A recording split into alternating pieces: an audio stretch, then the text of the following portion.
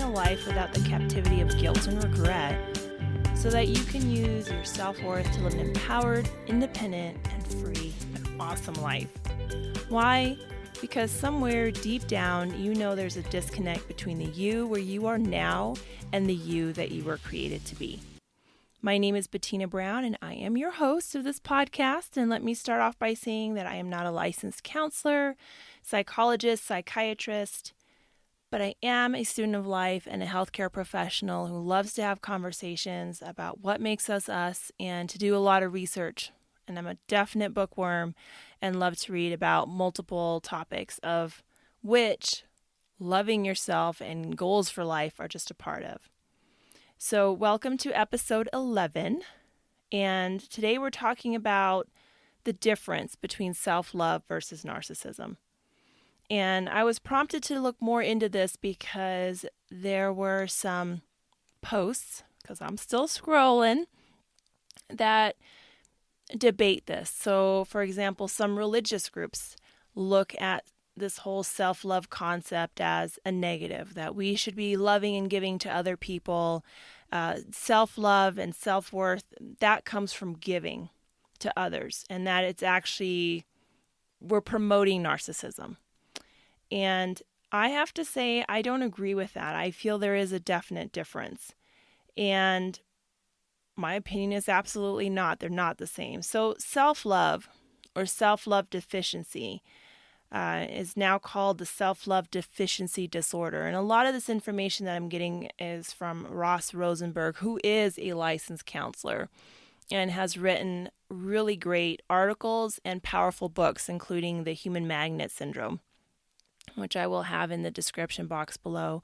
And he's on YouTube talking about this as well. But back to self-love deficiency disorder, he talks a lot about this, and that there are multiple layers to this, and that this usually stems from a person feeling that they have no self-esteem, they have no self-worth outside of what role they play to someone else.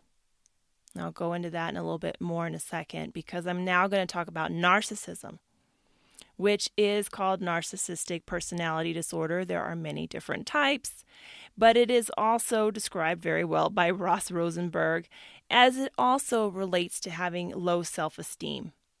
But their way of coping is to inflate their self-worth, require constant and excessive admiration, and think they are special people who deserve an incredible amount of attention, money, influence, basically more. They deserve more, they deserve more.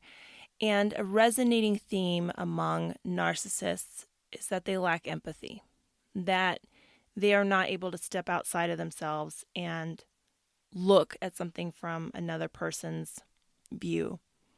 And so after reading and even taking my own life in the picture of everything, taking my life and putting it into different sections where things have gone, and where I felt my space was in the self-love deficiency area. And when you're in that area, you tend to attract what you don't have. So when you don't have attention, you attract people into your life that require a lot of attention. When you don't feel very confident in your presentation, you attract people that do present that in their presentation. Now, that they may have just as low self-esteem as you is beside the point. It's their presentation. And from this comes this other concept that has been talked about several times, and it may be a little bit familiar to you as well. It's this idea of codependency. So between people who really lack their self-worth and have self-love deficiency, they really attract and have probably a lot of people who are narcissistic in their life. And what I really enjoyed about the book, The Human Magnet Syndrome, is that this can even be a generational issue, that somewhere along the line, someone's grandfather was very narcissistic, and so those kids fall into one or two categories. Absolutely pleasing that narcissist all the time, and they get exactly what they're craving, which is attention and praise, because the narcissist won't give that much. Or they're on the other end, where they become a narcissist themselves. And then those people have kids. And then those people have kids. And at some point, we really do carry the burdens and the emotional traumas, not only of our own life, but that of our parents and that of their parents ahead of them, and so on and so on. So where narcissism is on a different spectrum, which includes, and I didn't know this for a long time, but true narcissism is on the same spectrum and line as psychopaths and sociopaths. So all those serial killers that we hear about, all those people that do really horrible things to children, to other people, there is a serious problem there. And it's not just a personality disorder, that it can lead to harm because of this lack of remorse and lack of empathy. What makes people people and not animals, for example, and I would even say some animals may have more empathy than some of the people walking around. That is not the same as someone who doesn't believe they have self-worth outside of what role they're playing. You know, if I do this and this for my husband, well, then he'll treat me better. He'll talk to me more. If I go out of my way for my family, they'll send me, a definite Christmas card, and they won't talk about me at the family reunion the way they talk about everyone else. It's just this giving attitude. And though they both come from an area of lack, I absolutely wholeheartedly believe there's a difference. So for anyone out there that is looking into what makes them work, like, have they had enough love poured into them from other people?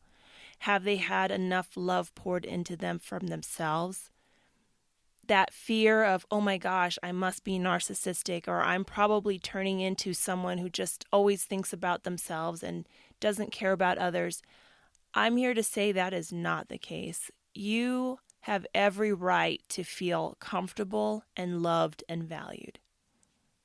Period. No questions asked. A lot of my view on that does come from a spiritual aspect, in that I believe we are all created for a reason and a purpose. And that purpose is not to be someone else's thing, someone else's option, someone else's something to occupy their time and make them feel better about themselves, something for someone else. That we have a purpose here on this planet, and it's not to just be used and abused. And so caring about yourself enough so that you have enough love that was not poured into you from other people, or not enough poured into you from yourself, that you can work on filling that flask, that pitcher, with books and podcasts and just reflective time, meditation, one-on-one time with whatever you believe in, if you believe in something higher than yourself. Just knowing that allows you to pour into others. That's what self-love is. It's not obsessing about what other people think you should think. It's not obsessing about how many comments you have, if someone unfriended you on Facebook or Instagram, or if they don't send you a Christmas card this year, or your birthday card came late. That's not what it is about. It's extending grace to other people because you know you've been given grace, period, from others and for yourself. So I guess I was a little bit perturbed. I was a little irritated that, this whole self-love thing is all about narcissism and me. And that's not it. A lot of us feel so disconnected, I believe, from other people, that we're looking for false ways to build up. And we're so disconnected sometimes from ourselves that disconnect continues with our relationships.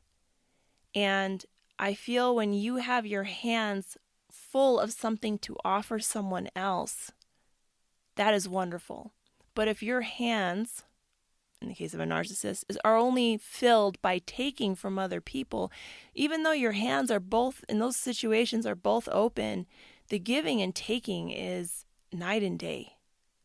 So if you are on your journey, because I think it is a journey. It may sound a little woo-woo or new age, but I think it is a journey. I think life is a journey, and experiencing what makes you you and experiencing what gifts you have, what talents you have, and your worth is a journey. I don't feel the thing you need to have on your back or over your shoulder is, oh, that's a narcissistic kind of viewpoint. I don't believe that at all.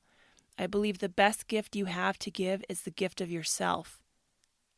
But not so someone else can have an attention, but because you know that you have that much to give, because you were created for so much more.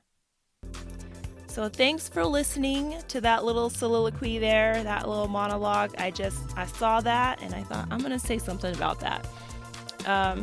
Perhaps this is the first show you've listened to, or you've listened to several others. I appreciate it so much. It just feels good to see that the word is getting out, and I appreciate your feedback and comments people have given me. If you find this show valuable, share it. Share it with someone that you care about. I appreciate that as well. At the end of the day, our goal is to continue to spread love and spread light into this world. So I enjoy hearing feedback also from my email at Bettina in the Rising. You can follow me on Instagram or just listen to the next episode. I appreciate that as well. I'll see you guys next Tuesday, and let's keep building one another up.